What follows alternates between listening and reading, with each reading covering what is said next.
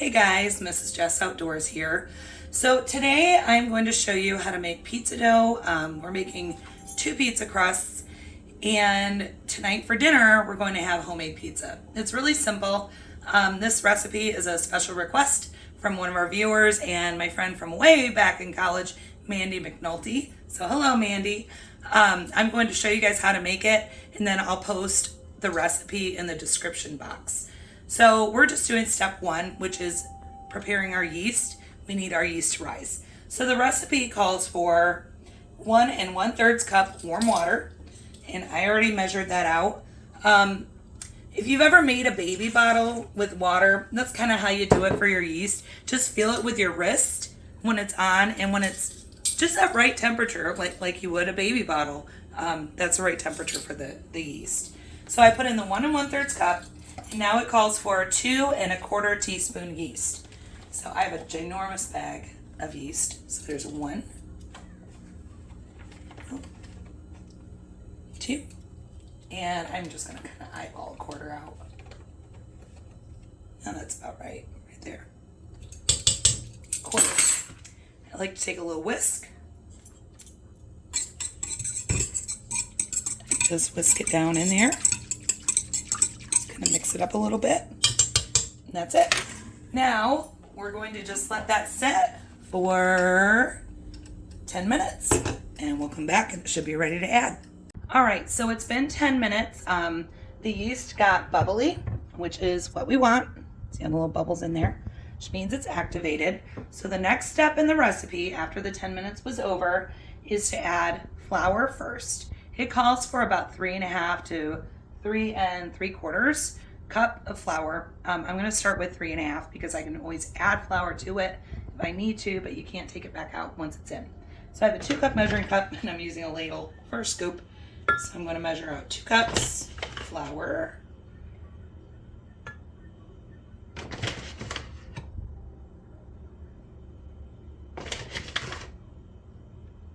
Make a mess while I'm at it.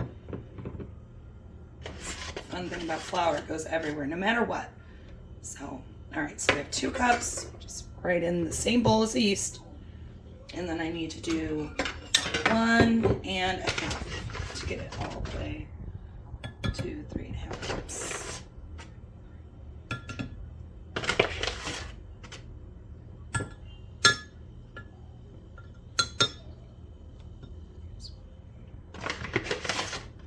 And I'm sorry I haven't made a video lately, guys. I've been busy trying to can and work in the garden, and it's football season right now for my oldest son.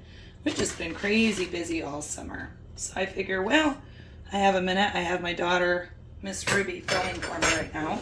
Thank you very much, Miss Ruby. You're welcome. All right, so there's 1 1/2. Add that in. Okay, next, 2 tablespoons olive oil. So, olive oil. Find our handy dandy tablespoon. Here it is. And we're gonna do 1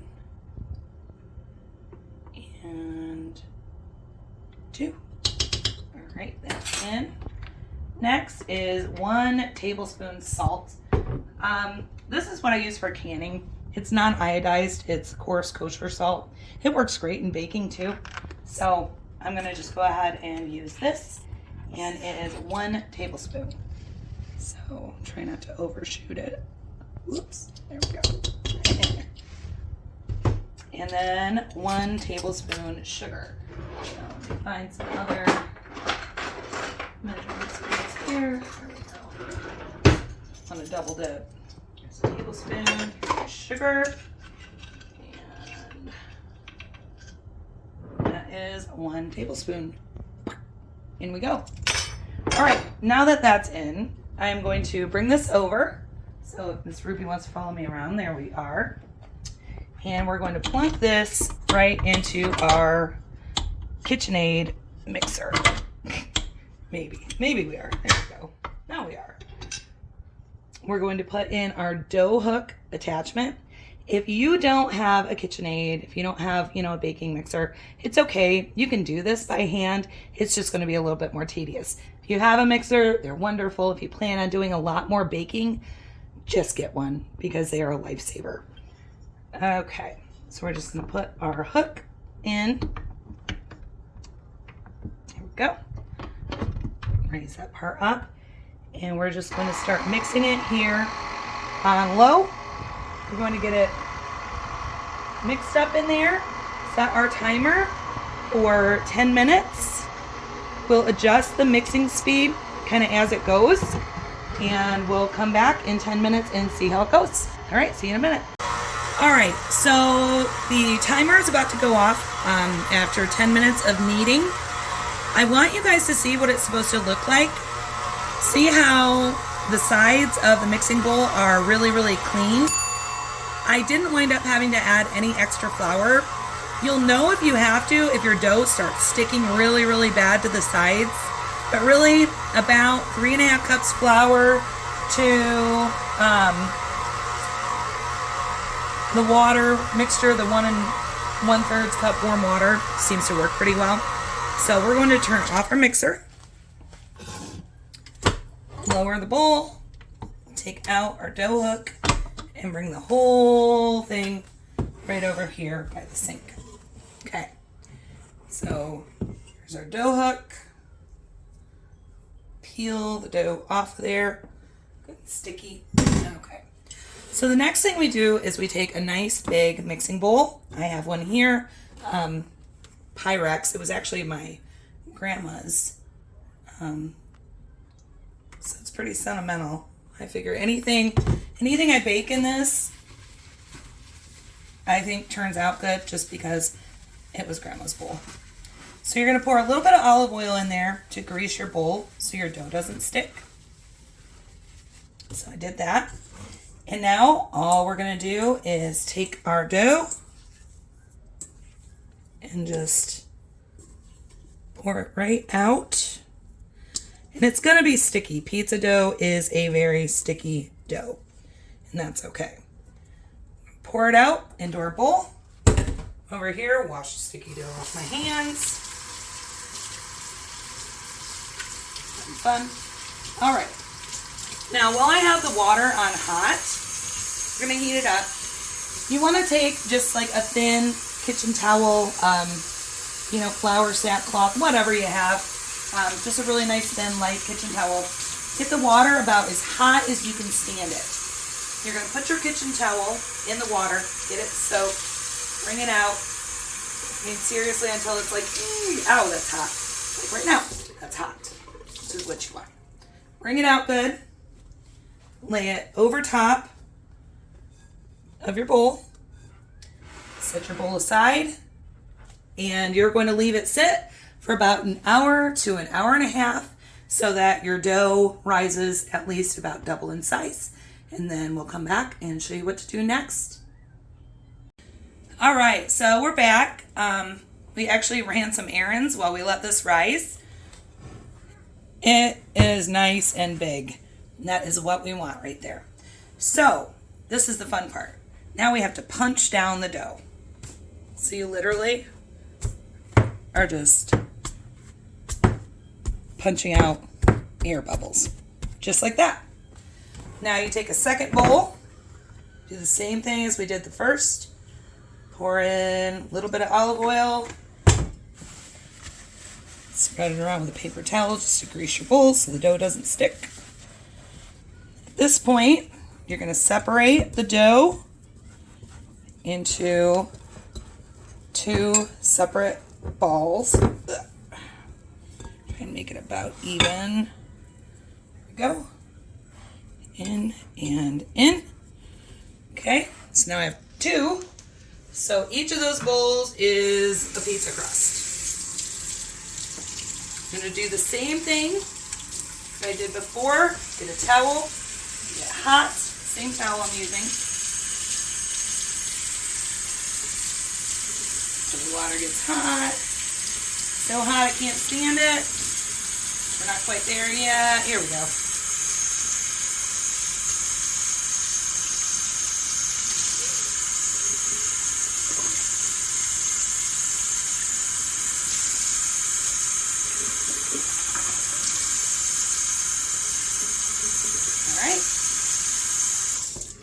I'm just going to take my towel, cover up both bowls, and let it sit for, I don't know, the recipe says about 10-15 minutes. I'll probably let it sit a little bit longer. That's kind of how I do it. And just keep an eye on it till it about doubles in size again, and then we'll be ready to start making some pizza. All right, so we just let this sit for a little bit. I actually had to go pick up my son from football practice, so I let it sit. The nice thing about this dough is it's not fussy. So you can walk away, do what you need to do, come back, and it still works. This is what one half looks like. So I put flour on my breadboard. You can use your countertop too. I just like using my breadboard. And I'm just going to turn this right out onto the flour. Get a little bit of flour on both sides. And start kind of pressing it out round like I would for my pizza.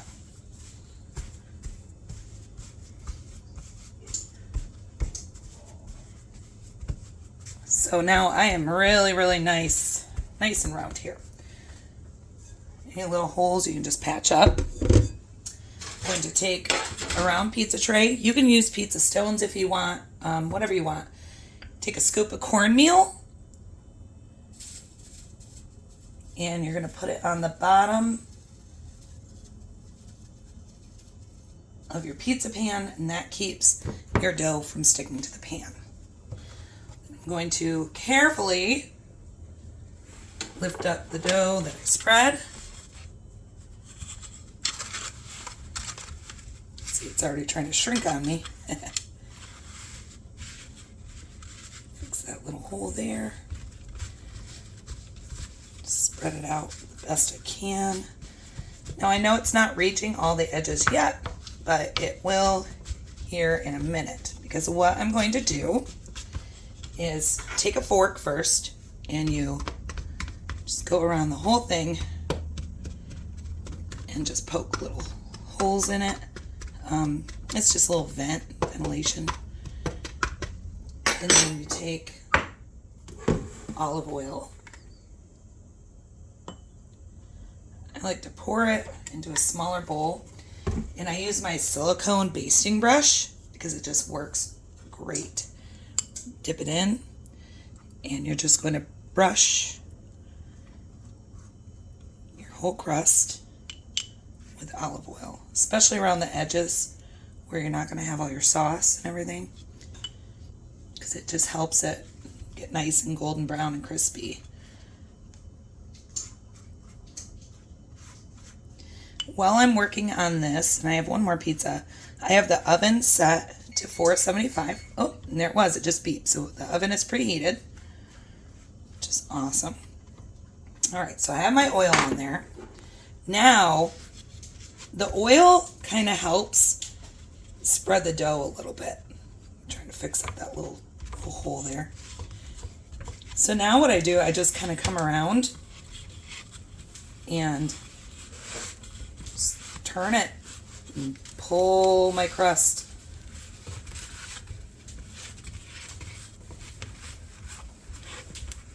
all the way to the edges of the pan.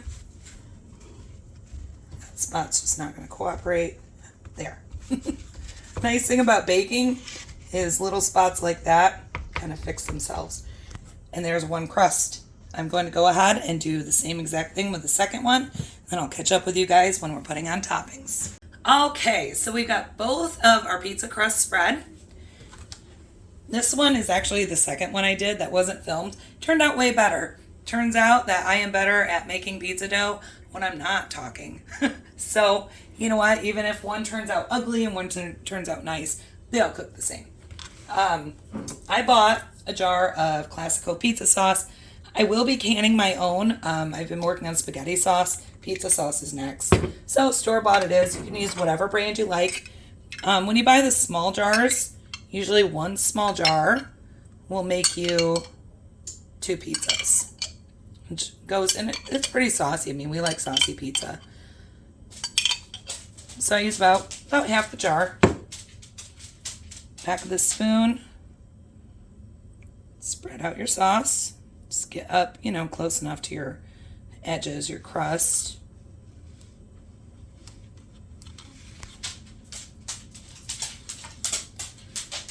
You can hear my dog lurking around in the background. Nails clicking. All right, the sauce is on. What I like to do next is put a little bit of cheese. I have some mozzarella here, shredded mozzarella. You can fresh shred your own cheese. You can buy the shredded. On a night like tonight, it's already after 5 o'clock. We've had football. We went to the grocery store. Did laundry. I mean, we've been all over. And that's what's great about this recipe. It really makes for a relatively easy dinner night because, you do a little bit of the work throughout the day, but you can walk away from it and then just come back and work on it. All right, so I just did a thin layer of mozzarella. We're just doing pepperoni pizzas. I do sometimes do Supremes. You can make like my favorite pizza. I love margarita pizza. You can really make whatever you want, but for tonight, I'm just keeping it simple. It's just, it's easier that way. And all my kids like just basic pepperoni. One of them doesn't even like pepperoni. She just likes cheese. So my next one will be a half cheese, half pepperoni. That way she can have her half with just cheese. But that's nice with the pizzas. You can really make whatever anybody likes. And it's easy, really easy to double the recipe to make 4 pizzas instead of just 2. If you have a large family, big eaters, you can do that. And one more thing I didn't mention, as I'm adding our second layer of cheese over top of our pepperoni. While I do this, another thing you can do with your crust is once you get it down to the 2 separate balls of crust that you're going to use, for each individual pizza. Let's say you're not going to make the pizza today. You can grease a bag, like with a little bit of olive oil, put your dough in there, and then stick it in the fridge. Pull it out the next day, let it set out to rise for a little while, and make the pizza then. Or you can freeze it. Same concept, put it into the individual balls, and then freeze it in, freezer bags, obviously. And then when you're ready to use it, you just thaw it out like you would store-bought pizza dough, store-bought rolls. I'm sure you've all done store-bought bread of some sort. So I'm using a pizza blend that we just picked up at Kroger while we're out at the store because it just sounded good. So we're trying that. That's new tonight. Usually I just did mozzarella. Lots of cheese. We are good to go. The oven is set at 475. I'm going to bake this for about 11 to 15 minutes. I'm going to keep an eye on it. When it starts looking nice and crispy and like a pizza is supposed to, we'll pull it out of there. One thing you want to do, and a lot of people make this mistake, don't do more than one pizza at once in the oven. So this one I'm going to bake on its own while he's in the oven. I'll put all the toppings on our second one, and then I'll just swap them out. So I'll catch up with you guys when this one's done so you can see the finished product. All right, so we just got both pizzas out of the oven, and voila. We do like a little bit of a darker cheese, so you can really keep your pizza in, a little bit less time, a little bit longer, just depending. And this one is full pepperoni. This one is half pepperoni, half cheese. And that's it. Easy as that. So what I'll do is I'll make sure that I put the recipe in the description below. That way you guys can reproduce it. It's super easy to do. And that's about it. Till the next one, guys. Talk to you later.